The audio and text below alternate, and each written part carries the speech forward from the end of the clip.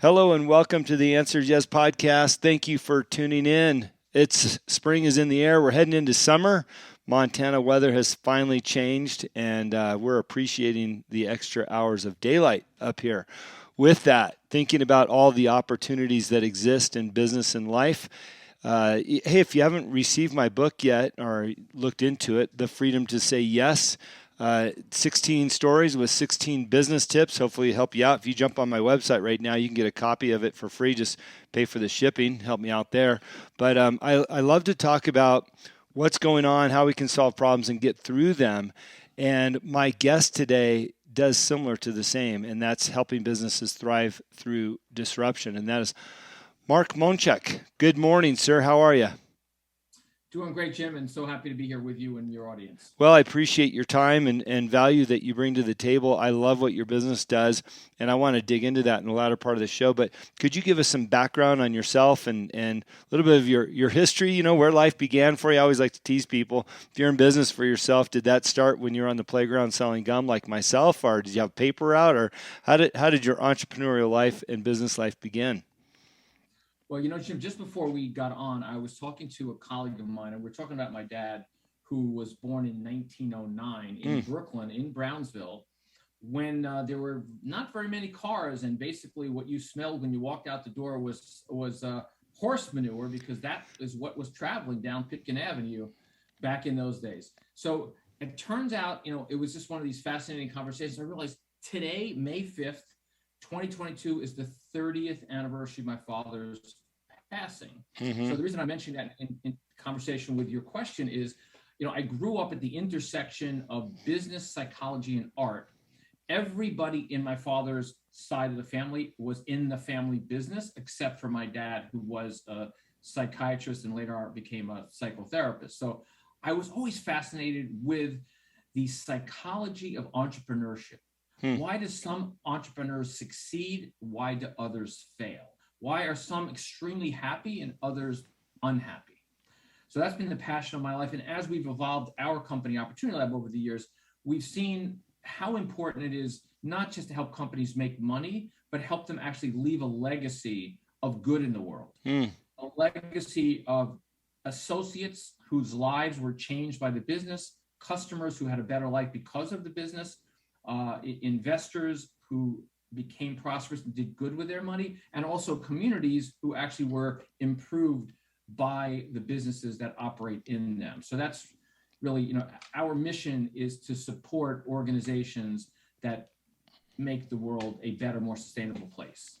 I love that. And it's amazing how many people don't put that in the forefront of their business plan and what they're going after. Oftentimes they just put money up front, right? But when you can solve a problem and you can help others, it's going to go a lot further. Yeah. But that, to be fair, Jim, that was really the mantra of businesses was make as much money as you can. And when you make that money, then you give it away to charity. And then you express your legacy in that way, right? That was Andrew Carnegie. That was John D. Rockefeller. That was, the Frick family and the Ford family and all that. And that really worked for a while, but now it's become unsustainable because we're seeing how the planet is suffering from having businesses that do bad in the world and then make up with the good. So we think this is a change. We talked about disruption. Part of the disruption, Jim, is I think customers are wanting to buy from businesses, not just because they have a great product at a great price, but also because they stand for something in addition to that, as well as employees, particularly Gen Z employees, want to work for a company that has a higher purpose. So that's a disruption that's finding companies not knowing, how do I hire people? How do I serve customers, right? That's the business we're in, is helping them make that mind shift so they can actually make the shift in their business. Right. Wonderful point. So tell us a little bit about your early life. You went to college, or you chose not to, started a business, worked for the man back in the day. What did that look like for you? Well, went to college, and while I was in college, I worked for my family business, which was a toy business, right? So back in the 1950s, the baby boom was happening and everybody needed toys. So I literally rode shotgun on trucks, loaded trucks, unloaded trucks while I was going to school, falling asleep in class because I was getting up at 5 o'clock in the morning, going to bed at midnight. But I learned so much about the nuts and bolts of a business. So when I started getting into consulting and coaching and facilitation, I actually understood how business operated at that very, very frontline level. Yeah. Can you talk about some of those things? Because I have a feeling that a lot of people are living that, but they're not realizing what they're learning along the way. I've got my kids working around the farm here, picking up horse manure, as you suggested. Your dad lived around, throwing hay, picking up the eggs from the chickens. But they're learning lessons and responsibilities as they go. And I think oftentimes in business or in this help that we're giving family members, our friends, we're learning, but we're not identifying those learnings. Yeah. So when I was growing up, the first thing that I wanted to do, Jim, as soon as I was able, was to have a job so I could actually make my own money. I wanted to be able to buy, my Adidas t-shirt or buy a new pair of sneakers or, buy some baseball cards. So when I was 12, that's when I had my first job. And there was something really empowering about actually making my own money, not having to ask my parents for money, and be able to be an authentic, human being in the world with some agency. So my daughter was like that. She also wanted to have a job when she was as soon as she possibly could. She started babysitting. She worked in a restaurant. And there's something about that life experience that is so key in getting you to be able to say yes in a very, very practical here and now way. Because when you're in school and all you're doing is school, yeah, of course you're saying yes, but there's not immediate feedback loops other than your grades, right? You got your grades, but in the job, you have all kinds of feedback loops that literally happen every single day. Mm-hmm. Yeah. I remember going to work with my dad at 11, 12, 13 years old, and he was a sheriff. So he had his full-time job, but every weekend or on his days off, he picked up side work. He was doing construction. He was building fences. He was, doing whatever he could do for other people to make extra money, and he drug us boys along with him. But I'm so grateful now because when I look back, I learned how to swing a hammer and build something and throw something together with nothing. And I learned the grit of hard work all day. And I still use those skills today. I had to build a patio deck last week, and I thought, wow, good thing I learned how to do this when I was a kid. So many skills we can pick up in our younger age, listening and following our parents' steps.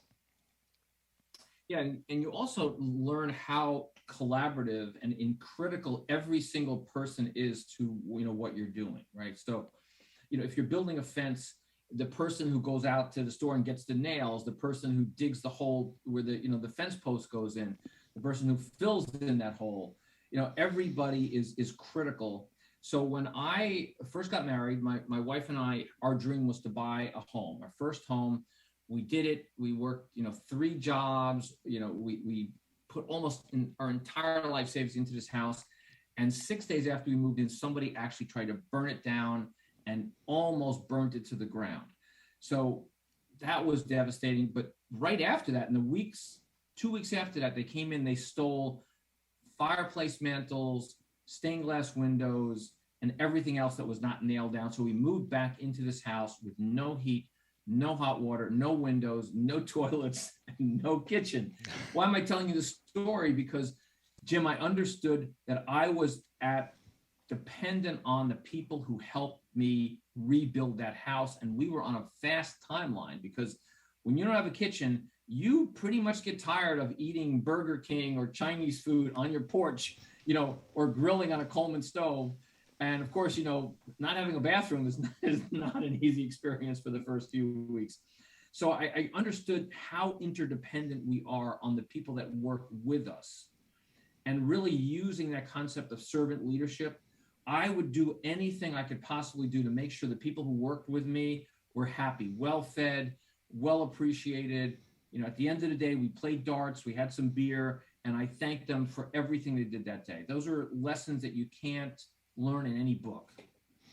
I love that term collaboration, especially when you look at, what appears to be a menial task of, hey, can you go pick up a box of nails or dig that hole or help rebuild the kitchen? Because when we identify what people are doing and what role they're playing in our lives, we can show that appreciation you talked about, but we can also grow that collaboration into bigger and greater things as a whole, in a community. And I think if we all think in terms of collaboration a little bit more, things would be a lot better for all of us. Yeah, Jim, absolutely. And a key part of that, I'm not sure, I imagine you might see this as well, is that every single person that you're working with has some insight about your business that you do not have, right? So when the person goes to the store to buy the nails, they might find out, hey, guess what? There's a whole bale of chicken wire or paint or hammers that are on sale that I would never know about. When you treat them well, when everybody's an important part of what you're doing, they'll come back and say, guess what, man, there's a one-time sale that will never happen again. We should go out and buy that. Hey, we buy that. That person doesn't feel appreciated. Person doesn't feel part of the team. I'm never going to know about that sale, and I'm going to miss out on something that's critical to me. And today, even in businesses that we advise, business that have 1,000 employees, when every single employee is on mission, cares about the company, feels cared about and included, they start telling you things that you would never know. And that's why that business is able to go through disruption, because the whole organization is resilient and adaptable, because everybody's considered important. Everybody provides some data and some opportunity that you can't have at the CEO level or at any other level for that matter. Yeah, it's interesting, using the building of a fence as an example, but when you consider the collaborative efforts that you're talking about in a business environment with employees, especially magnified when you have more than a few employees, when you look at thousands, it really can make a difference on how you make people feel in your organization and how you allow them to be a part of the process and bring things to the table, which is often overlooked by leaders that want to be all-knowing and all-controlling. They get the opposite effect, and oftentimes those are the businesses that fail. Yeah, so we saw that, Jim, at the beginning of COVID, right? In March of 2020, we had a client that went fully remote, 85% remote within literally a couple of days. Mm-hmm. So this was a company that is a major national retailer of consumer electronics. They never had any history of working remotely except with a handful of people. And with the exception of their store, which is a small part of the revenue, and their warehouse, everybody else could be remote.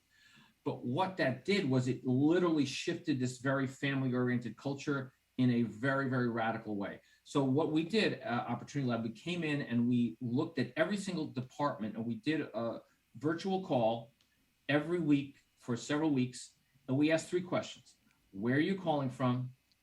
What is inspiring you? And what is troubling you? And within the first few months, we were able to keep people feeling cared about, listened to, and functioning effectively. And we were able to find out so-and-so didn't have the right laptop. So-and-so didn't understand something was happening in the business because of COVID that they had to know about. So we try to create this really collaborative culture in this very, very unique way where people were working sometimes never coming back in the building again. Some people are in every single day. And a lot of people are hybrid where they're 2 days a week in the office, 3 days a week not. And then hiring all kinds of people all over the country that will never actually see the home office. So that connectivity is really important in this age of disruption. I love those lines, that line of questioning, because when you think about it, we all have our triggers of what we're comfortable doing or not. And although the notion of working remotely sounds awesome to me, might not sound awesome to others. They might have a lot of their own disruptions at home between kids and animals and, noises outside. But asking them what inspires them and what troubles them, it might be the simplest things, like just getting on a Zoom call. Some people might get stressed out about having to get on a Zoom call every day. And with a little bit more time and attention to training and comfort and showing somebody how to get on a Zoom call without assuming, that can change the whole dynamic of their performance.